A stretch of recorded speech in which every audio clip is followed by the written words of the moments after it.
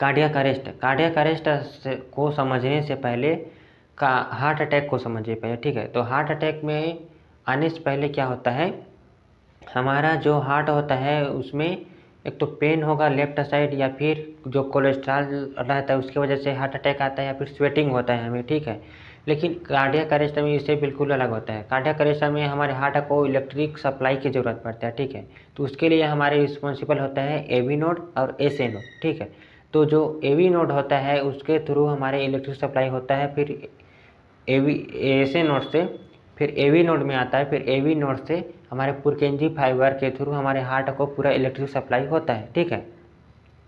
तो cardiac arrest में basically होता क्या है कि जो हमारा एवी नोड होता है वहाँ से हमारा इलेक्ट्रिक सप्लाई बंद हो जाता है कुछ टाइम के लिए, ठीक है। जिसके कारण हमारे जो पुरकेंजी फाइबर उसके थ्रू हमारे हार्ट को इलेक्ट्रिक सप्लाई अच्छे से नहीं हो पाता।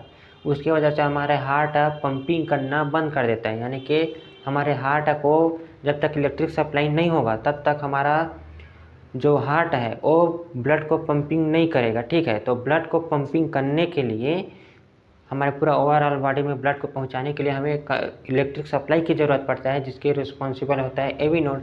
तो ये क्या हो जाता है, कुछ टाइम के लिए बंद हो जाता है, जिसकी वजह से हमें कार्डियक अरेस्ट आता है, ठीक है। तो कार्डियक अरेस्ट लगभग हार्ट अटैक की ही तरह होता है, लेकिन इसमें इलेक्ट्रिक सप्लाई की वजह से हार्ट अटैक होता है।